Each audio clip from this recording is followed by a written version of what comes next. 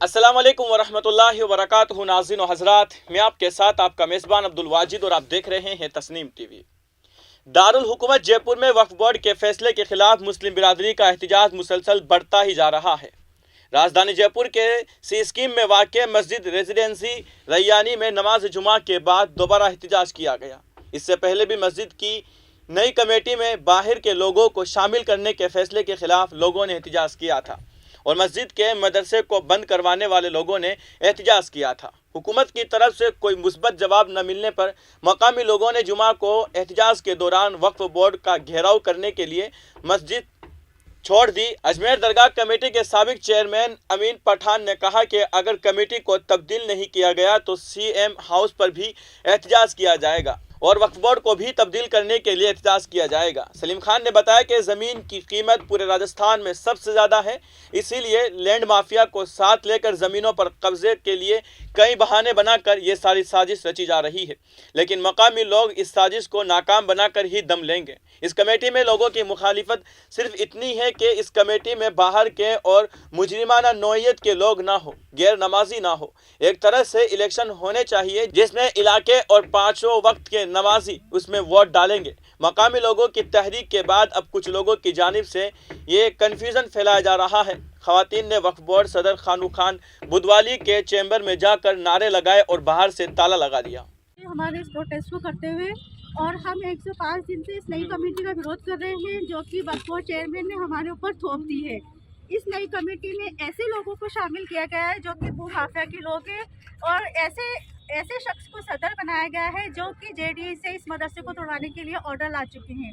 यहाँ पर ऐसी कमेटी में इन लोगों को आपराधिक प्रवृत्ति के लोगों को शामिल किया गया है सारे, और स्थानीय लोग कोई भी नहीं है इसके अंदर, सारे बाहरी लोग हैं। तो मस्जिद की कमेटी में हमारा विरोध यही था कि स्थानीय लोगों को शामिल किया जाए। सी स्कीम में वक्फ बोर्ड को एक भी ऐसा आदमी नजर नहीं आया जो इज्जतदार हो, नमाजी हो, और उन्होंने सारे बाहरी लोगों को यहाँ पर शामिल कर लिया जिनमें से कोई भी ऐसा नहीं है जिसका क्रिमिनल रिकॉर्ड ना हो। ऐसे लोगों को वक्फ बोर्ड ने जो है सदर बना दिया है, जो वीडियो शूट करने वाले लोगों को मस्जिद में दाखिल कर लिया है। ऐसे लोगों से क्या कमेटी चलेगी? ऐसे लोग मस्जिद और मदरसे को संभालेंगे जो खुद अपने आप को जो आपराधिक प्रवृत्ति में लिप्त है। ऐसे लोगों को हम बिल्कुल भी कमेटी में शामिल नहीं होने देंगे। हमारा चेयरमैन साहब से जो है यही एक विरोध था कि इस नई कमेटी को आप खारिज करके और नई हमारे लिए स्थानीय लोगों की एक नई कमेटी बनाई जाए जो कि नमाजी हो, मस्जिद और मदरसे को सही तरीके से संभाल सके। ऐसे लोगों को इस मस्जिद की कमेटी में शामिल किया जाए।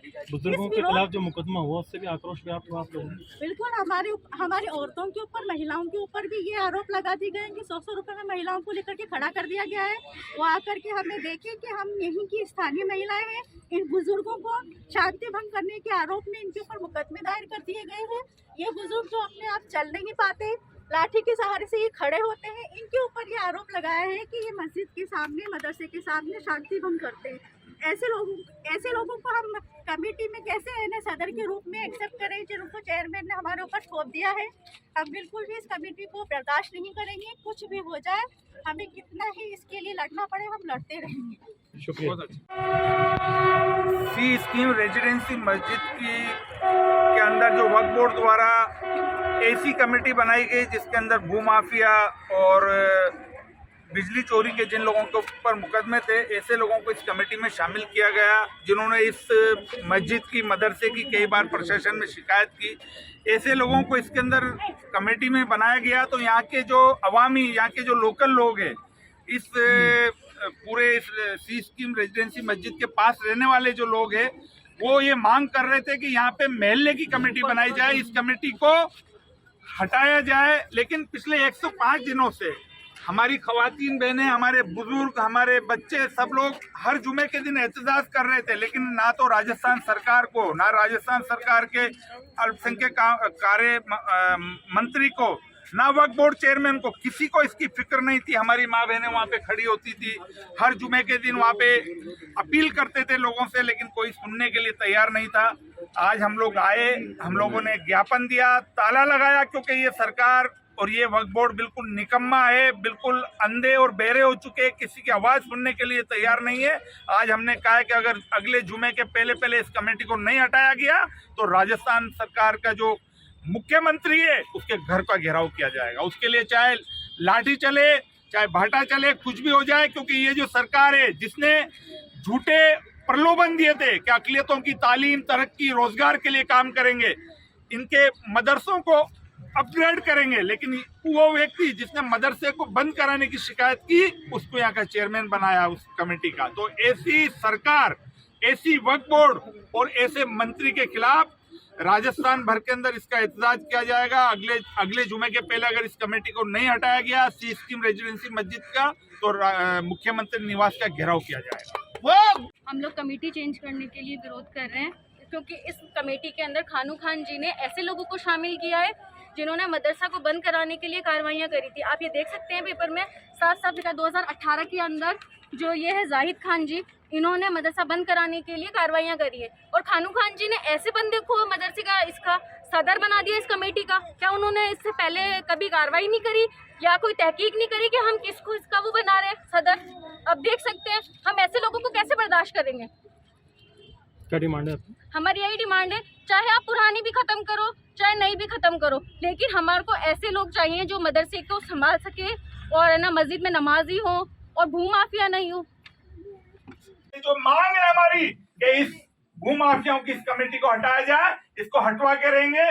आज यहाँ पे देखिए, सबको पता था कि हम यहाँ पे ज्ञापन देने के आने वाले हैं, ना यहाँ पे चेयरमैन है ना सीईओ है, कोई हाँ भरने के लिए तैयार नहीं है। तो ऐसी कमेटी, अब वो कमेटी नहीं, अब इस राजस्थान की वक्फ बोर्ड की कमेटी को हटाने की बात की जाएगी।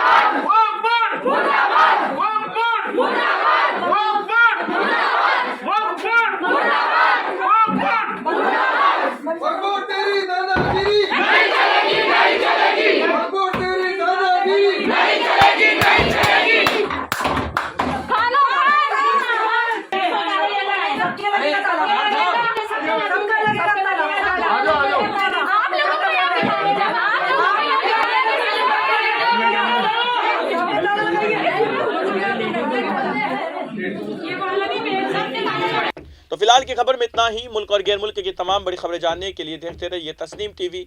आपके मेज़बान अब्दुल वाजिद के साथ। अल्लाह हाफिज।